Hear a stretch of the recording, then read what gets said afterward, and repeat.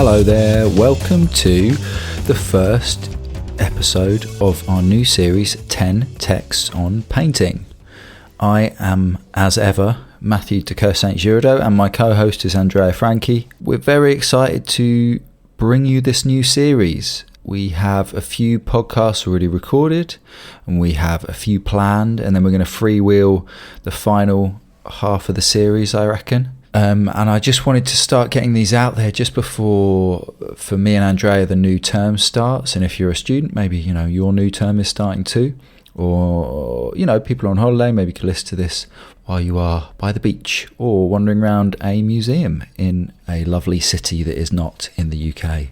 Obviously, if you're on holiday and you're not from the UK, then maybe you've come to the UK, which is okay. That's fine. I hope that's all right. Where was I? Right, so this is the first in a new series. So the last series was obviously 10 texts on sculpture. And we were umming and ahhing over what to do, whether we should do performance or film or social practice or something like that. And then we both figured, being that we are non-painters, being that we don't know much about painting, that actually it might be fun and maybe helpful for us to think about painting. And we go into this right at the start of this episode, but it's taken us a while to assemble these texts and to start recording and to find a way of speaking about painting as non-painters. So it's been super interesting. All right, so what have we got in this first episode? Okay, so we talk about this in detail, but I'll just say now we read the artist or the painter Katharina Grosse's piece, The Poise of the Head, and we read Anne Ring Peterson's text, Painting Spaces, and we end up kind of referring to Rosalind Krauss's lecture that was turned into a book, Art in the Age of the Post-Median Condition. The Anne Ring Peterson text and the Katharina Grosse text are from the same book, Contemporary Painting Context, from 2010, and Rosalind Krauss's lecture was from 1999 and the book came out in 2000. So we go into detail about those texts, but really this whole episode is about painting when it tries to kind of get off the canvas and go on to other kinds of surfaces and into other kinds of spaces. I'll let the episode speak for itself, really. We range across a lot of different subjects. But one thing I did want to say was that Andrea wanted me to mention that basically before this episode, she'd been quite ill and she had quite a lot of fatigue and brain fog while she was recording this episode. And she felt herself to be extra grumpy. Now, I'm going to say here, I don't think she was extra grumpy. I think this is pretty standard level of Andrea Franchi grumpiness in a good way. The podcast went how I always expect the podcast to go, in the sense that I proposed a range of things and Andrea explained to me why they were all incorrect, and I ended up agreeing with Andrea. But the reason she wanted me to say it was because she felt she'd been slightly unfair to the text and maybe even slightly unfair to the author, Anne Ring Peterson, in some of her critiques. She said she'd kind of almost felt like she was trying to find problems with the text in a kind of paranoid reading way, if you know that idea from Eve Sedgwick about a critical approach to reading that doesn't really allow for any generous readings of the text and is always trying to find problems. However, we did decide that we would keep the episode rather than re-recording because, I think it's an interesting episode and really good. But Andrea was also happy to keep it in to kind of model that moment, that experience, and to, as she said to me, like, we've all had that moment, right, when you don't really have much empathy left for what you're reading and you kind of slip into this mode of trying to find problems with it because you're not feeling yourself. So obviously that happens to everyone, and Andrea hopes you will forgive her. Again, I don't really think it makes any difference to the episode at all, but that's just from my perspective. But enjoy this episode. I think it's great. And the next one should be good too. I'll be back at the end just to say thanks. Oh, actually, you know what? I should start saying this. It'd be really helpful if you could go onto Apple Podcasts or whatever it is that you listen to your podcasts on and click the star rating, give us a high rating. And even if you could put a comment on saying how brilliant the podcast is, that would be really helpful. All right, enjoy the episode. Okay, welcome back to the Bad Vibes Club. It's been about a year, we worked out, since the end of the first series, which was 10 Texts on Sculpture. Well, the first series of these reading group podcasts that I've been doing with Andrea Frank. And this time we're going to look at painting, 10 Texts on Painting. So this is episode 1 of 10 Texts on Painting. And I'm quite nervous about it being painting. How are you feeling about that? I'm quite excited. So I'm nervous to going back to saying things are recorded, but just started reading things, and that process when you don't get things and then a text point to other things. And now I'm quite excited for the list of things that we have that we could read for the whole series. So what's your knowledge of painting before thinking about this series?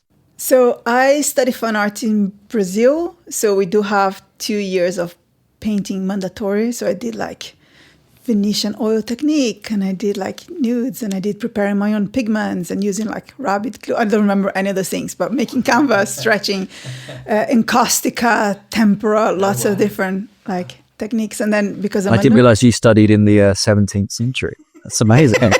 Right? And then I did the extra 2 years of painting. So I did 4 years of painting as part of my degree. I did 4 years of everything. And then it was really interesting because we had like, you could specialize in painting or drawing or printmaking. And I did the 3 things. So that's one of the things that I'm interested in, is like the difference between those forms, especially drawing and painting. I always find it really interesting.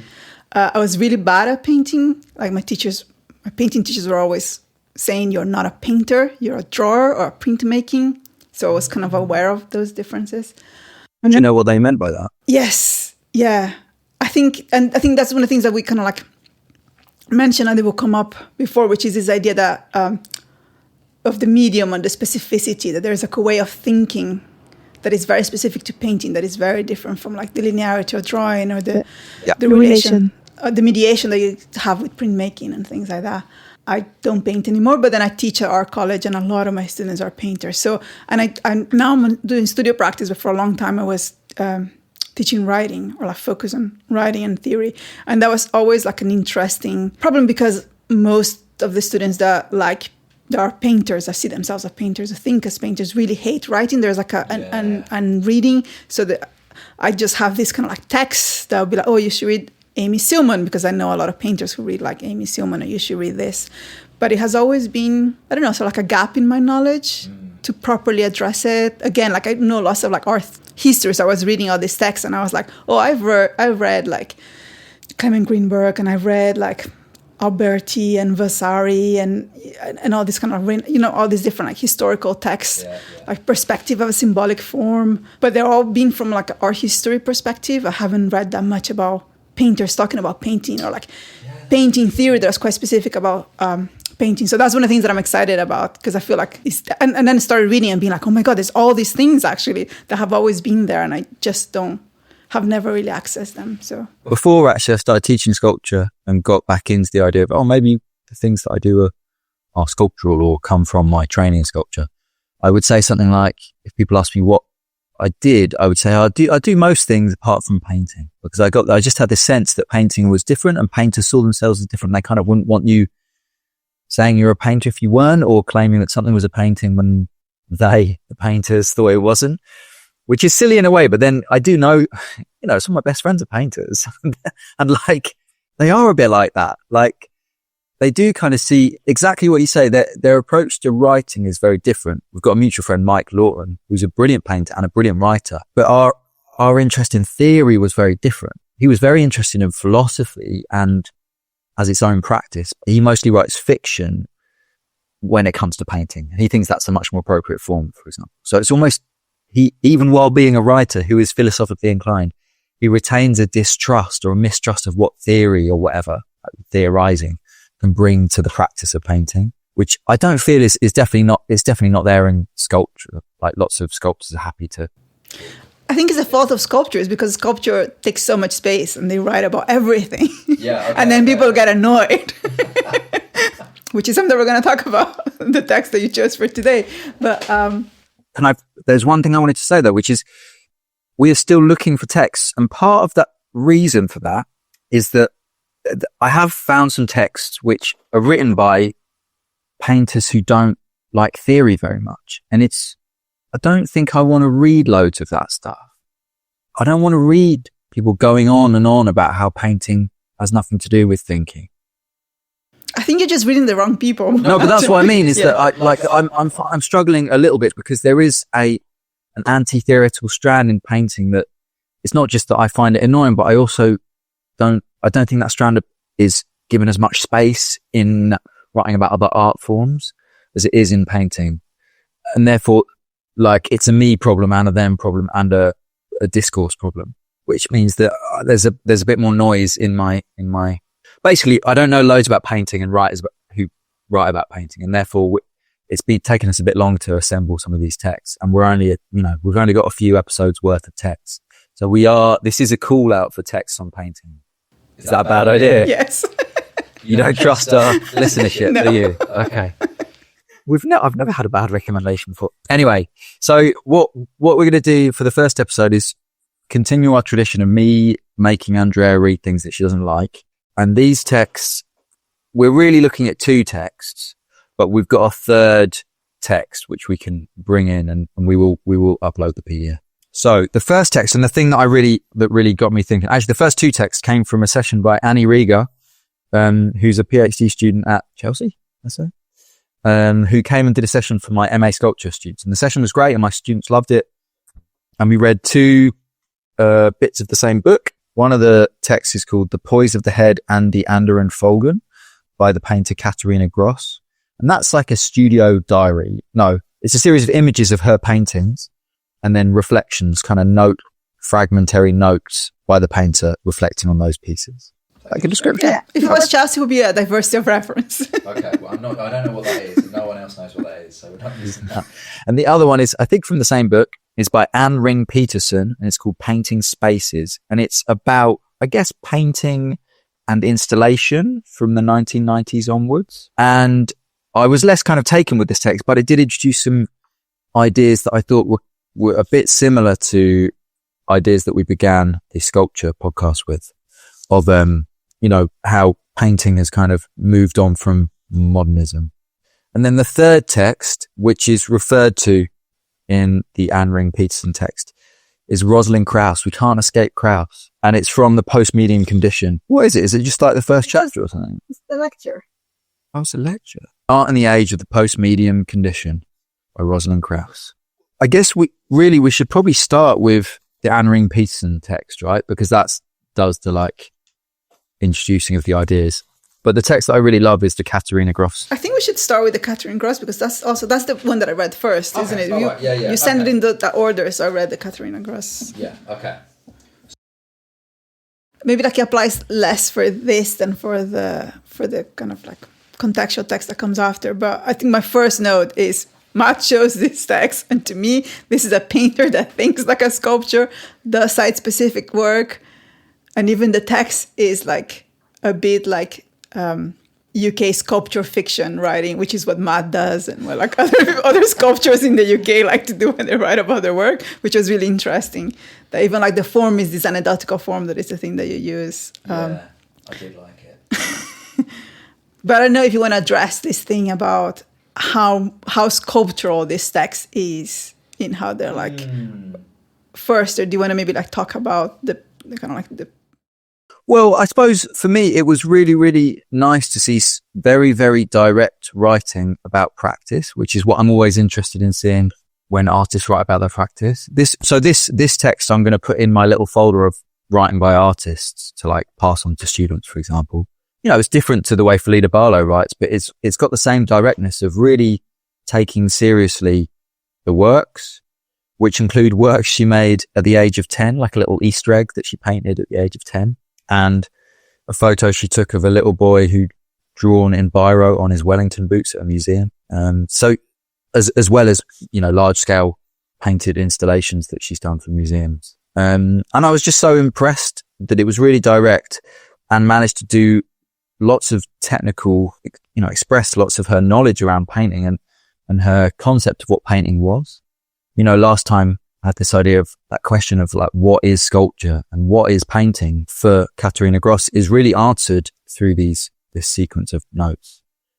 She says it's mentioned a number of times, the notion of painting is this thing. Painting evokes illusionistic space that follows different rules than built space. If you don't know Katharina Grosse, she's kind of famous for, normally in institutions, she had a show in London at South London Gallery about 10 years ago. Yeah, Google only her work from 10 years ago. Don't Google her work now. Oh, really? Yes. What's it look like now? It's just very commercial, and there's a lot of like Bible canvases. Sorry, I shouldn't say that. Should we cut this out? Yeah, let's cut this. That's fine. But I just think her work at the time of the essay is much more interesting. That's what I mean. Yeah. So I'll be careful with the Googling if people don't have that text and they Google, because they're going to see things that are different to the things that you're describing. I mean, download the text because it has some great pictures of work from around that time.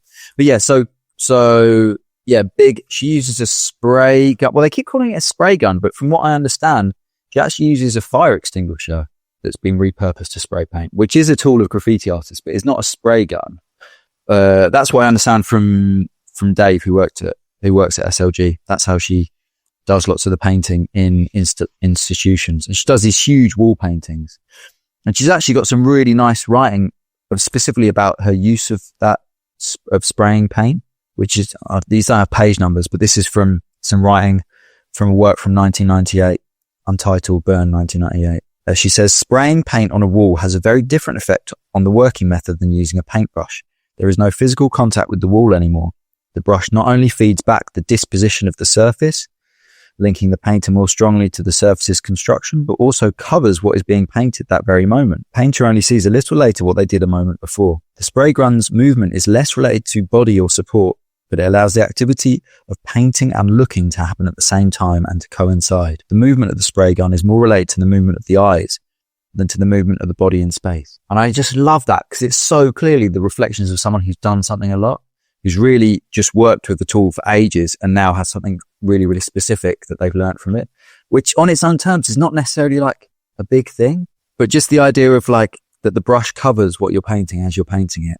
And then to use a spray gun, has a connection to the body, but mostly it's about the fact that you can, as you look, as you change your gaze, you like spray paint at that bit of whatever you're spraying paint at. I think that's just so lovely.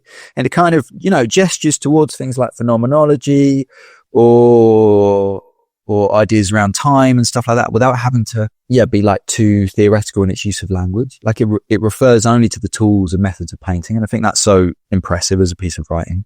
What did you think about it? I love the boots. The anecdote. I think there's something really interesting about she like using this object. I actually quite like this text. I didn't like the other one, but I really, really love this one. And it was a text that we'll definitely share with students as well for when they have to like prepare their this thing that we call diversity of reference at Chelsea, which is this kind of like document that then you can use to contextualize your practice and share who you are as an artist. And I think that's a really great, like you said, example. But it has this thing where she kind of like, she's this anecdote that she has seen this boy with his boots that are drawn, I think coming out of the bathroom or something in the museum. And then she goes back and find him again to photograph it because she keeps thinking about how those boots do all the things that she wants her work to do as well. So it's like how they're kind of like navigating, moving through public space and through the museum and through this kind of like domesticity, confusion between different types of spaces, the different like using like scales and scales of relation that are very different to the ones that you might think in relation to the work. So you have like the boot, you have the boy, you have the body moving, you have the museum. Like that only makes sense because that boy is at the museum at that point. And it's kind of like not taken for granted what are the kind of the right materials or the right supports where that kind of like relationships can be constructed. So that and the egg anecdote I really love. Yeah, so the egg's good. So again, and it's all about, there's lots of, she displays her concerns through really tiny anecdotal stuff about, she paints an egg at age 10 and it's quite a sophisticated piece. But she says things like, the egg shape provided an endless surface, brackets, no beginning, no end, giving the egg and its drawing an expanding and difficult to determine scale. And then about the fingers, always, you have to hold it up. So the fingers are always covering some of it, relate to another order of scale and let the egg swing back to small, which reminds me of my favorite joke. So I'm going to tell my favorite joke. It's actually a joke by Amanda Iannucci. And it's, what's big and small at the same time? The big egg. Yeah, I thought the egg a lot when we were talking about, the episode on touch and these things about like, how do you exhibit, this is an object that can only exist in someone's hand or domestic space. You have to hold it. Like, even the way that she described it is that you have to hold it and you never see the whole thing. And how would that exist in the institutional space of the museum? You sort of can't. And I love that. But it does relate to some of the later work, the work that isn't made by a child. Oh, I want to talk about the bed, but maybe we'll come back to that. There's a line. She makes a work in 2004 called The Poise of the Head, which is the name of the piece as well, but the name of the text as well. But in The Poise of the Head, she writes this because the work is kind of smaller in scale than some of the other work she's writing about. She says, in most cases, I aimed at making the smallest version of the biggest possible piece for the given space. This often meant the painting size would not be much bigger than half of the unpainted parts. And then she says about this particular piece, in Dusseldorf, instead, I compressed all the information so that, and then this whole installation fits in a corner.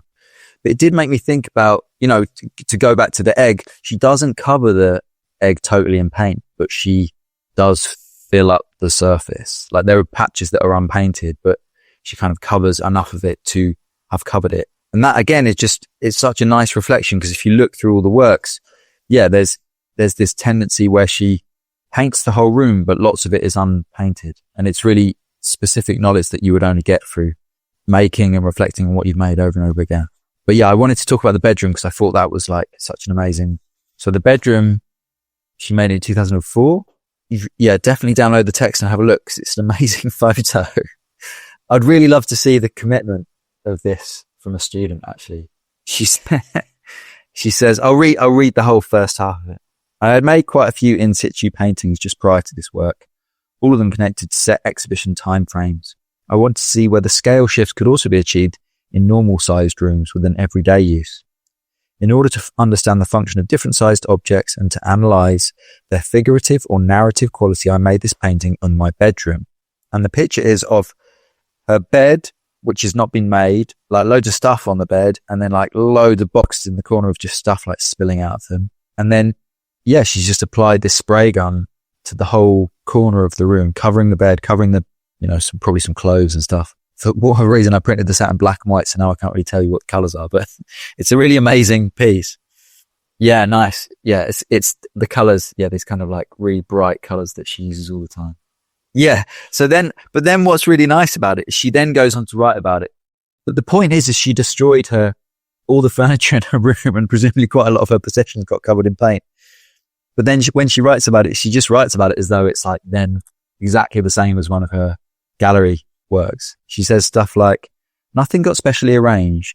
The bed added a powerful metaphoric layer to the piece. In a more formal sense, it introduced a discussion between horizontal and vertical planes.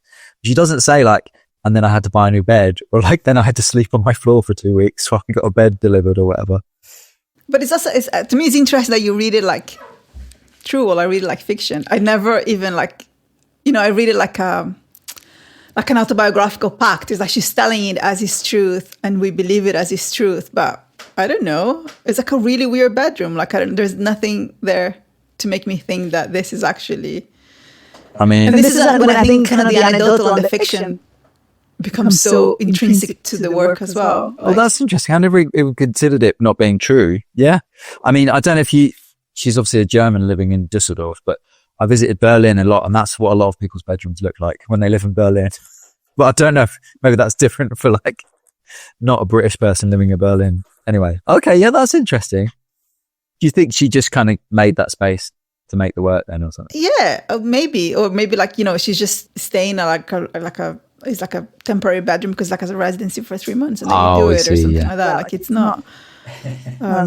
But I think to me that's part of what's interesting about like this kind of textual relationship to the work, that there is a construction there. That this is not. It was a mediation thing that I don't. These are not like diary entries or someone describing their stuff. This is like a very sophisticated and well thought and constructed text. Yeah, you can imagine this being a really fun artist talk. Yeah. Like fun, but also like really knowledgeable and kind of well written. Yeah. Yeah, that's interesting. I hadn't considered, because what I think, and this again is going back to the wider thing about how do you write, what are you writing about when you write about painting? And I think if it was a sculptural text or a text with performance, like I would have constantly be thinking about the connection between the work and the world in a different way. Whereas here, because she is often writing quite directly about painterly concerns, so scale, colour, brushwork, in inverted commas, not brushes, but the tools of the trade. I never considered about that wider kind of contextualization, which is much more common in writing around installation or performance or video practice, like, I don't know. Yeah. There's kind of speculative elements or something. What else is good on this text? I mean, I definitely think this text is a lot more about painting than the second one. And I think like she kind of places herself as a painter, as I understood, because the stuff that I saw that she's doing now, again, is like a lot of it is on canvas, and it's just... There are canvas works in here, but yeah, I suppose they're not the ones that I'm immediately drawn to. Well, the canvas here are part of installations always. What the canvas, that she has in her Gagosian work, for example, they're just canvas. But I think there's also like and maybe this is why, the person who wrote the second text is someone who writes about installations and not about painting. That there is a concern here about like space and site specificity and like certain things that are quite sculptural, specific to the point that she gets, I think, to the last work, which is this kind of like massive spheres. And she call it sculpture. Like she works with sculpture units. Like she choose to put the bookshelves. And I think maybe this is something that we can come back over and over through the series, because it comes from the fact that neither of us is a painter, and we're trying to like understand this thing that we don't understand it. But I do think there's something quite specific about painting. And there's a specific way of thinking about things through painting. And maybe this is someone who's already in the borders more than maybe like other, in terms of writing and how they frame it. So there are moments that are very about, painting, but then there's moments when she's almost talking about painting as a kind of conceptual choice, that painting does certain things, and she's trying to distance herself from ideas of, the kind of like the direct relationship with the body and the paint, or like things that are quite central to what you would define as painting. I don't know if that made any sense. Maybe this is a good moment to move on to the other text then, because the reason I picked the other text as well, and I didn't just pick this Katharina Grosse text, was because, so this is Painting Spaces by Anne Ring Peterson. When was it written? It must be 2010. Yeah, it's got the design is very 2010. The reason I picked it was because, I'll cut straight to the chase and get to the quote. I'm happy to say that I kind of revel in my own idiocy. And when I learn something, I'm like so grateful to have learned something from wherever I learn it, that I will forever remember that. And I never really noted the difference between sculpture and the sculptural, or curating and the curatorial, or painting and painterly. And this is the first text where I've kind of realized what that is and how that connects to, I guess, postmodern art or contemporary art. So on page 125 at the top, or at the bottom of the first paragraph, artists today are less preoccupied with the formal types of demarcation than investigating the painterly as an effect resulting from the use of colours or the modes of construction, representation and display traditionally associated with the discipline of painting. So painting in contemporary art, she does put this time frame of like the 90s onwards on it, but it's the moment when painting stopped being a thing that exists in the world that you can describe, and rather understood as a set of effects that you can then kind of track back to certain operations or moves or actions, which in a positive or progressive reading means that painting is kind of freed from the requirement to use a brush, for example, and have that direct connection to the hand and to the body or something like that. But it's just the first time where I'm like, oh, so that's like the sculptural, isn't it? Or that's like the curatorial. Like there's no definite thing that is a sculpture anymore, but there are a set of things that we kind of might agree are sculptural qualities or sculptural effects or something. So that's the first thing that annoyed me, because that's like the post-medium condition from Krauss that is, it's just, and that's not something that is, she writes about it as if like it's just happening, but it's something that has been diagnosed and it's happening since like after expressionism, basically. So it's not, I think to me, what annoyed me, and then I went to read Krauss and the post-medium, and then I went to read Isabella Gross on painting the post-medium condition as well, is like, I do still think that, I don't agree with the definition, basically. You still have a medium that is quite specific, and that is painting. And what Krauss will say is that what we move after modernism is that modernism gets to the limit when, like Greenberg says, well, painting, it's about kind of the surface, and yes, the kind of like this kind of image that is created through painting the surface, and then you get to the limit of that, and then modernism ends because it gets to the limit of like what can you get away and still be painting, and then it kind of finishes. But what Krauss is onto in the post-medium condition is that the medium is constructed by these two things, right? You have these kind of material specificities. There are like, this material conditions of the work. So for painting, what would that? So that's the thing, is that is not static, that changes. So you have like this kind of like, it's almost like a center of gravity, which is like the material conditions, and that has a history and a genealogy, and you're always in connection to that. And then you have the kind of like the larger conceptual issues of the history of that thing. So when you call something a painting, you're also saying this is part of this tradition that has been existing in different ways, and it kind of like connect to the history of like landscape representation, and it connects to the history of like colonialism. And I think you can talk about painting. Painting is like the novel. You can't have painting without think about painting without thinking about colonialism, I would say. And these things are not fixed. So it's not like you have this like stable category of what painting is, and painting has always been the same. It's more that you have like this movable center of energy that moves around and changes. And I think what's interesting, again, like coming from the 10 texts of sculpture, that movement, you get to that movement in minimalism, because just like Krauss, minimalism somehow ends up being at the center of everything. When like, Judd and the specific object and all those ideas, they're like, or the Brazilian theory, you're like painting and sculpture, they're the same now. They're not separated. And to me, what happened then is like sculpture just like stole painting, and they say like, we can do painting things as well, I think, in sculpture. And then painting became sort of like abandoned and more protected in a way from that theory. Yeah. You know what I mean? All those people that were like theorizing and stuff, like were like, well, sculpture can do all these things that painting can do.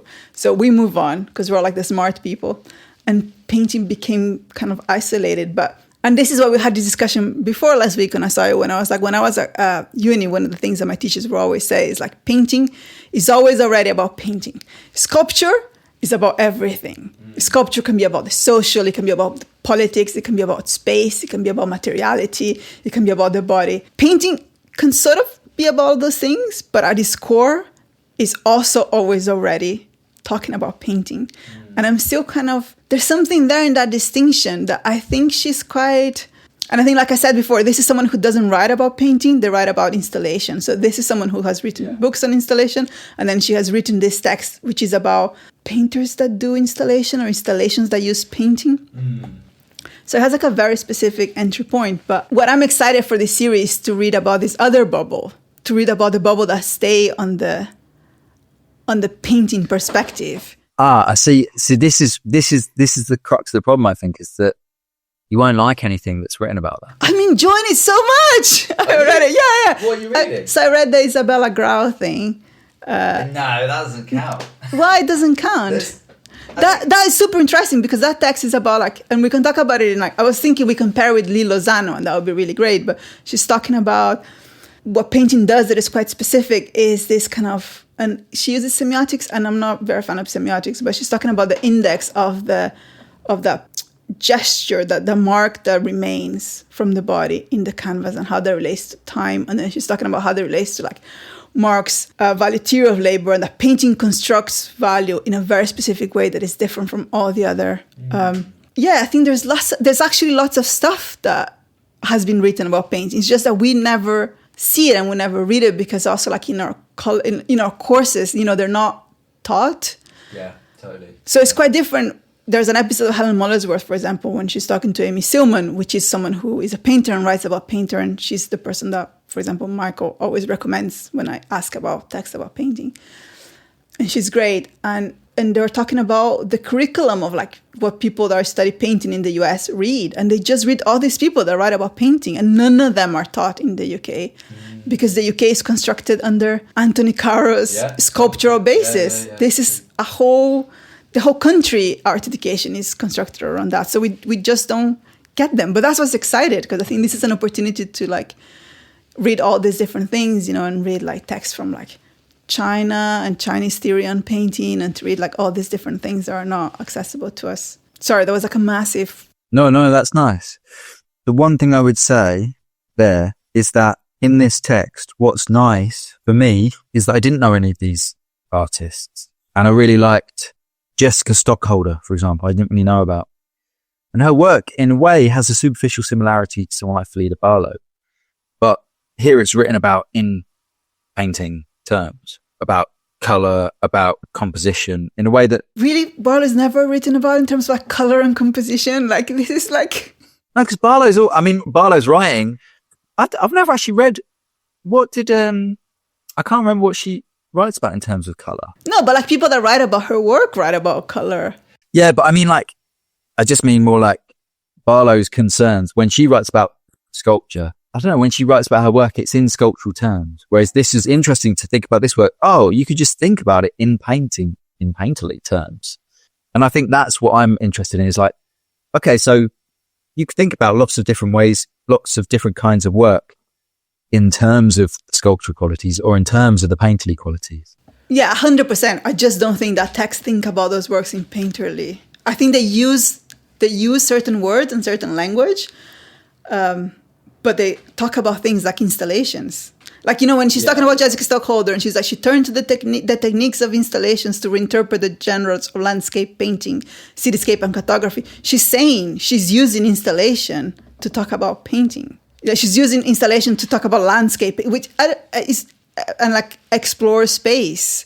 But how is she engaged with landscape painting? Like, this person is not writing about that because she's not interested in landscape painting. She's interested in installations. Yeah, I think that's fine. I think that's fine in terms of the text, but it opened up the idea. So the quote I've got is on 131.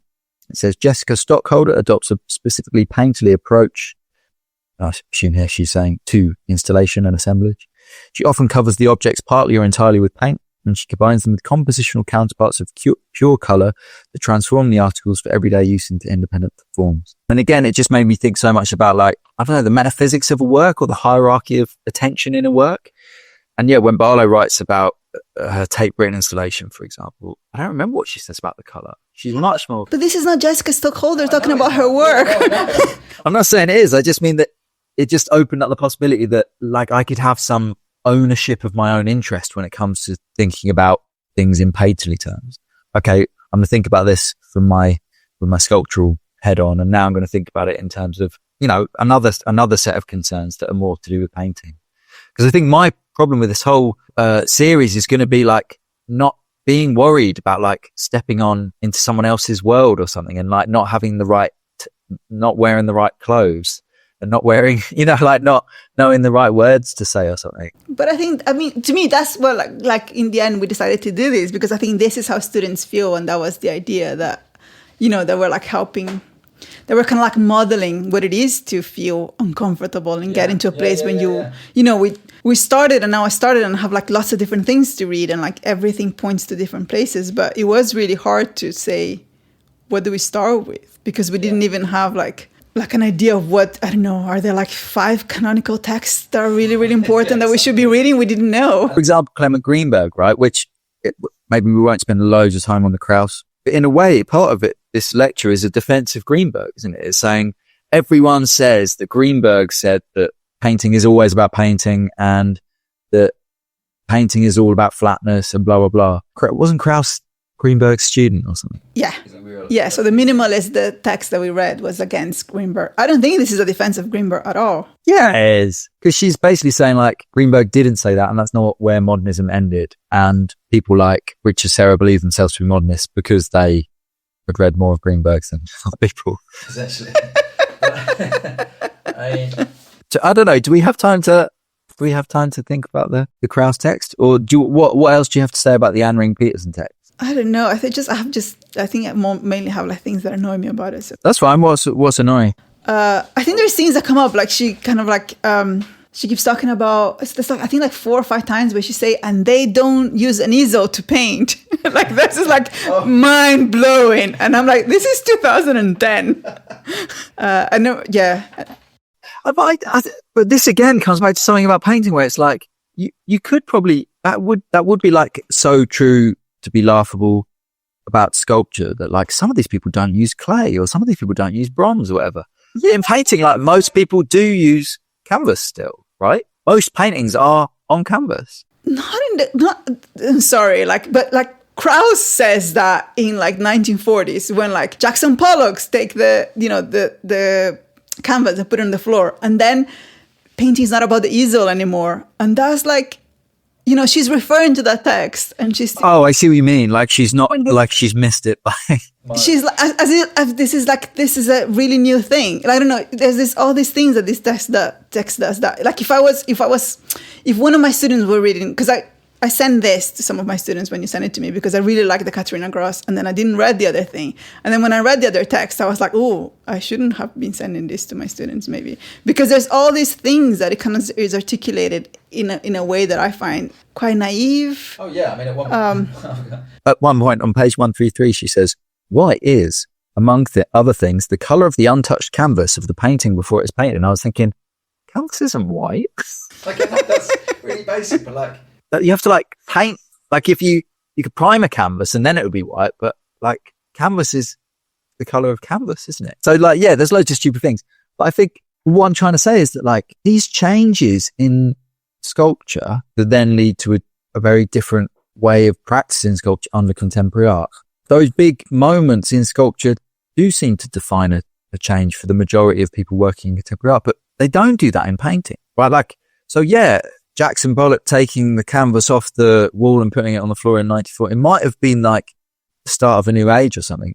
But for most painters, they looked at that and thought, yeah, I'm probably not going to do that. But who are you saying when you think most painters? Like, are you talking about like the contemporary painting scene? Are you talking about people that paint in the rooms, people that they like A-level in the arts? Like, who are these painters? Just like the majority of paintings that are in contemporary art galleries are on stretched canvases. I don't think I'm not. And painted on an easel. I haven't seen anyone painted on an easel in like an artist studio video. Oh. 20 years. What's the easel? I missed the easel bit. What's the easel bit? It's the easel bit that is annoying. Oh, sorry. I just totally missed you say the word easel. What page is it on? Oh, I didn't mark it. There's like 4 or 5 times. Did she literally mean like an easel like? Yeah. Oh. That's weird. Yes. Sorry. I'm so sorry. I just assumed you meant like, like, I don't think she's literally, I'm on 131. The German painter Franz Ackermann, for instance, has created complex mental maps of overlapping images by combining easel painting with wall painting.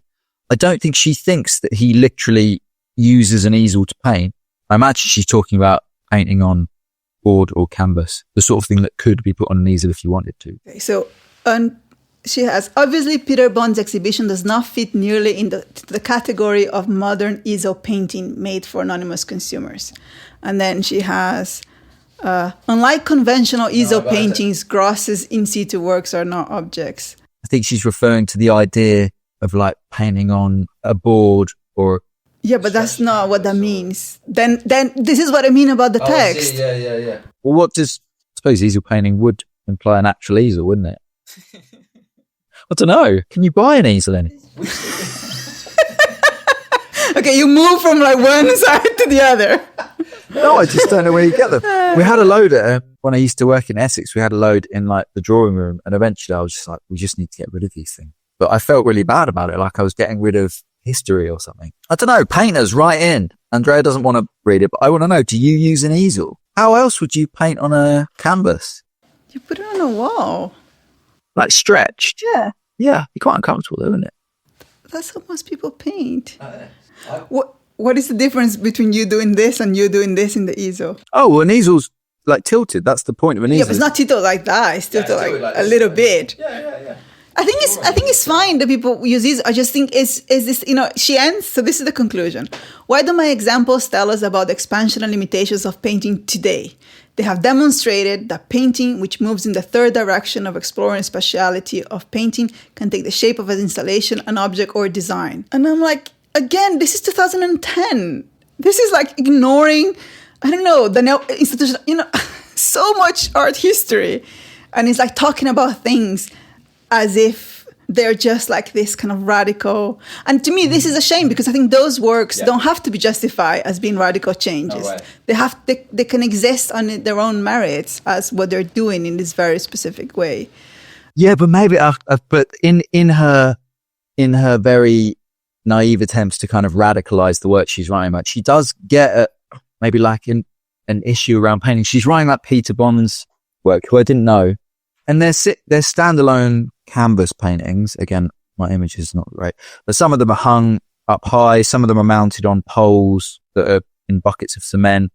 But then she's a bit like, oh, it's a bit like installation because it takes up a whole room. But then you can take all the paintings and sell them. So she's got this weird binary of like, is that radical or is that really conservative? Or, and that is very silly, but it does get at the heart of issues around painting, which is in terms of contemporary art, it's the bit maybe at least in British art school, which is like assumed not to require theory, but it takes up like most of the commercial art world, right? Didn't we look at the figures and it's like 95% of the commercial primary sales market is painting? I mean, I think you invented that percentage. Well, I'm going to stick with that. I'm not going to Google that.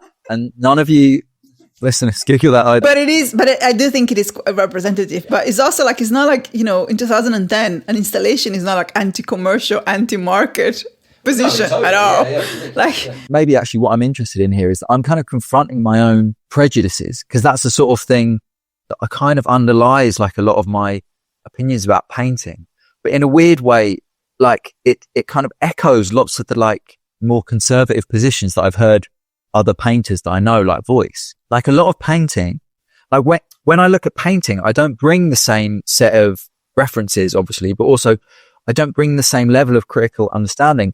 And I tend to get into this thing where like, I kind of like what I like, which I would never, ever say about any other kind of art. Whereas with painting, I'm happy to just be like, oh, I like them. Yeah, I really like them. And just leave it at that, which I don't know. I don't know. Again, it just feels like I'm in a bit of a conflict, whether that's like the correct way to approach painting. But it's interesting because I feel like I have a different, maybe because I'm a hater and I hate everything. So my relation with, like I project the same, the same, I do a very different type of practice. So my relation to sculpture and painting is a much more equal level than your relationship. Oh, I see what you mean. Yeah. So I see a lot of sculpture and I do think, yeah, that's fine. That's pretty. That's like, I don't know, well resolved, or that's like, and I don't have this, for example, this thing when she's thinking like, installation is like non-commercial and painting is, I feel like, oh, more sculpture is like hyper commercial, it's like that's, I can see the place of that in the art marker or in the scene the same way that I can see painting. I'm not saying that social practice is not commercial at all. I also see it and I'm like, oh, this is funded by this is funded by that. This is like, the state is funding these things for a reason and stuff like that. So I'm not, but I think maybe I don't have that kind of large distinction. But the other thing that I do like about painting, and it's hard, and I think it's going to be really hard on these 10 weeks, is that I do think there's a thing, I think it's on the Rosalind Krauss when she's talking about Kossuth's. Oh, yeah. And she's talking about, something about... Joseph Kossuth, sorry. Yeah, sorry. So she's saying that it was Joseph Kossuth who quickly saw the correct term for this paradoxical outcome of the modernist reduction was not specific, but general.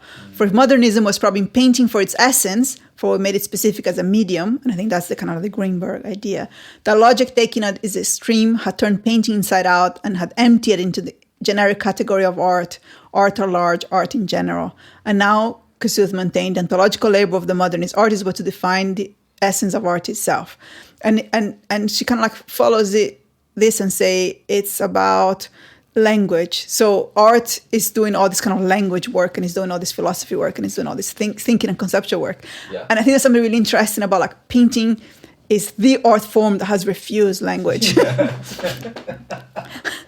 Right? It has completely refused to engage with that. And I think that's sort of like one of the main differences. That was makes it so hard to talk about it. Yeah. And how can you talk about it when you're in front of an object that has decided to refuse to engage with language and to say there are these things that this thing does that cannot be reduced to language at all or like transformed, you know what I mean? Or it's not that other objects and other art, because in the end, nothing can be reduced to language. But there's something quite active about that. In the middle of this thing, there is also a super commodity that it is produced to circulate in our market and do these other things. So I have very conflicted feelings about it. But I think there's something... I remember like Polly Staples came when I was doing my MA at Chelsea. And she did this lecture and it was amazing because she was introducing this show in the Cheese and Hill. And she was like, well, I'm doing this probably like 2010, 2008. So doing this show with this young man and he's a he's a painter. She's like, we're showing painting at the Chisholm Hill because I'm so fascinated. Like, why would a 30-year-old person paint? And she said that, and like Chelsea and May, like 50% were like painters. And they were like, what are you talking about? We're all painters. And she was like, Polly Staples is really funny because she's quite dry. So she was like, why? Why are you painting? Like, she's like, I'm not being rude. I'm just fascinating. Like, why would you think it makes sense to paint? And I kind of like, that's kind of fascinating to me. You know what I mean? Yeah. When you take it out, some people paint because they want to sell stuff, but they're not usually very good painters. But people that paint like, I was talking to different people that have different studios, and you were saying, oh, you know, the people that really are the studio every day are the painters. Yeah. Painters come in the morning, they come every day. You make film, you make social practice, you make sculpture, you go, you have a coffee, you hang out with your friends, you put one thing next to the other, and you chill, then you come and work 3 hours and watch some like stuff. But painters just paint every day. There's something kind of amazing about it. Like, yeah, because I remember a friend who did an MA. I never did an MA, but he'd done Girls Plus MA. He said the best thing about the MA was like learning how to spend all day in a studio. And so now when I speak to other artists about, especially academics who like only get limited time to do art, say like, oh, what are you going to do while you're in the studio? And they like say, yeah, I move things around for a bit. Then I like, you know, like do a bit of reading or whatever. But there's no point in asking a painter like what they're going to do in the studio because they'll look at you like you're an idiot. And just, well, I'll paint. Like obviously I'll paint. Yeah, it's really nice. But then this is, again, so I've just started teaching at Middlesex University on the BA Fine Art. And yeah, there are a lot of painters. And I think maybe there are questions of commercial viability, which are not all about selling, but are about like, there's an ease of which that paint, you know, I made a load of what I would now think of as drawings, but you know, they're pictures, and I did them on tile. And I remember speaking to Dan, who's a painter who runs, Kingsgate, Dan Howard Burt. And he was just like, why have you done them on tiles? I was like, oh, I don't know. I just thought they'd be pretty portable. He's like, no, they're so heavy. Like I had to get a lorry to drop off anyway. And I was just like, oh yeah, to a painter, that's like, it's not like a decision. It's just the wrong choice. It's not like an artistic decision. It's just incorrect. Because why would you make a picture on something that isn't light and transportable?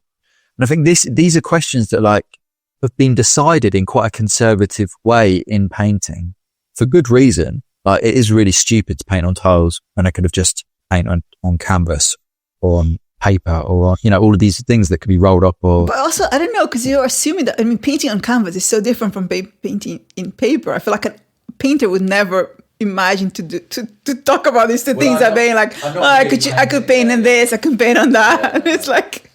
No, but the choices between there within a realm of things that are lightweight that won't smash, you know, that I don't know, which is about the history of painting and the history of the material and the technological developments of oil paint and whatever, like fine canvas versus whatever.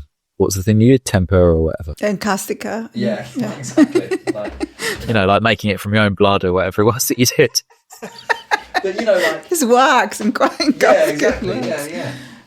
It's like a Venn diagram, right? Of course, we have like I have similar concerns to my students who paint about certain things, about how to construct an image, like why you paint what you paint. You know, why are you making that image?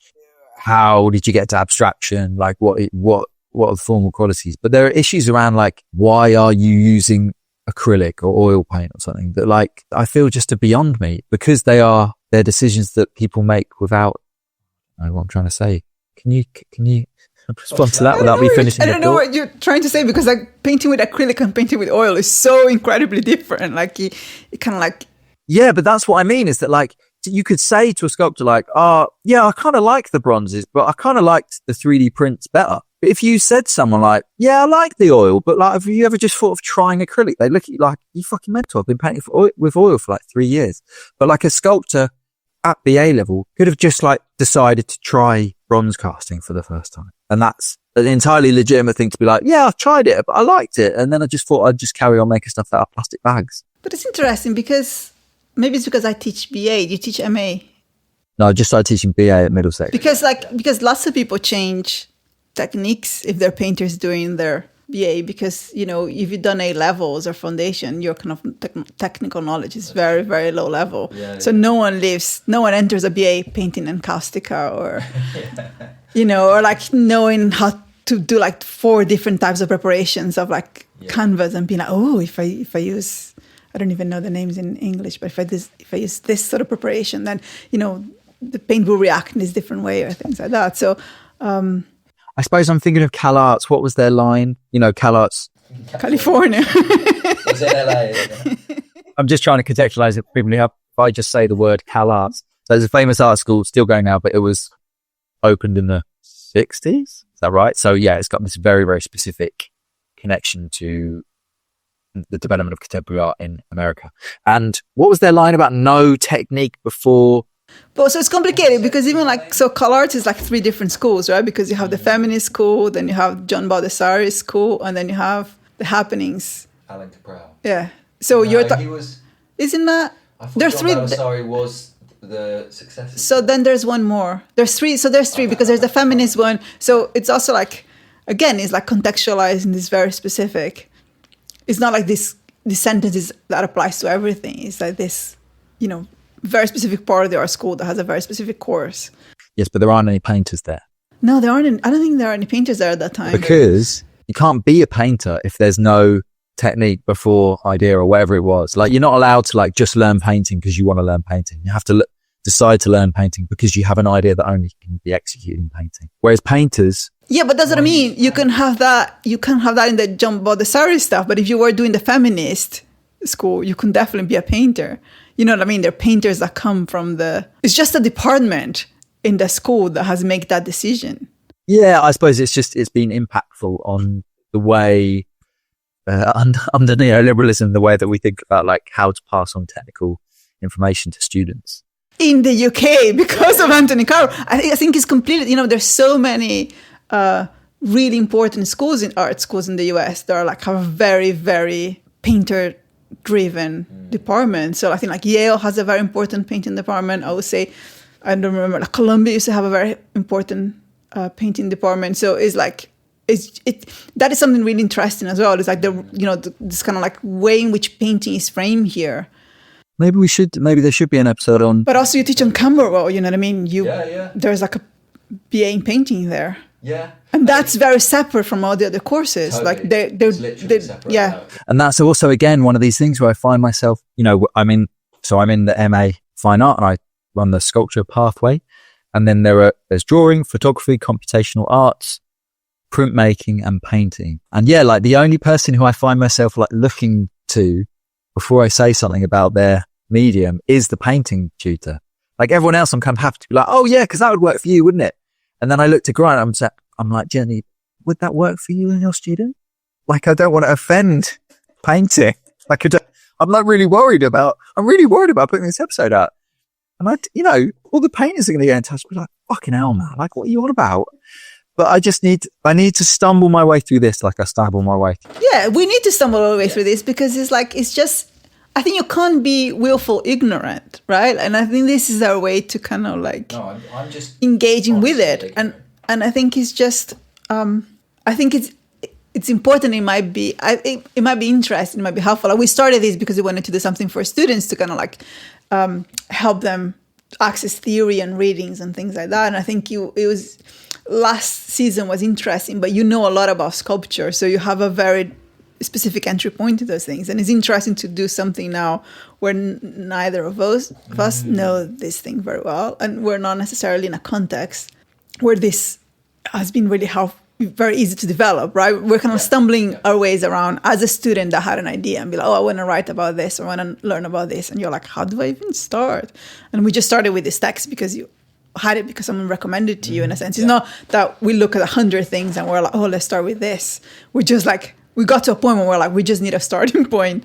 Yeah. And then that will take us to places. But yes, I think like Matt and I, we reserve the right to, by the last episode, disagree with everything we're saying on this episode. Hopefully we'll get to a point where our knowledge will be like, oh my God, I can't believe we said that.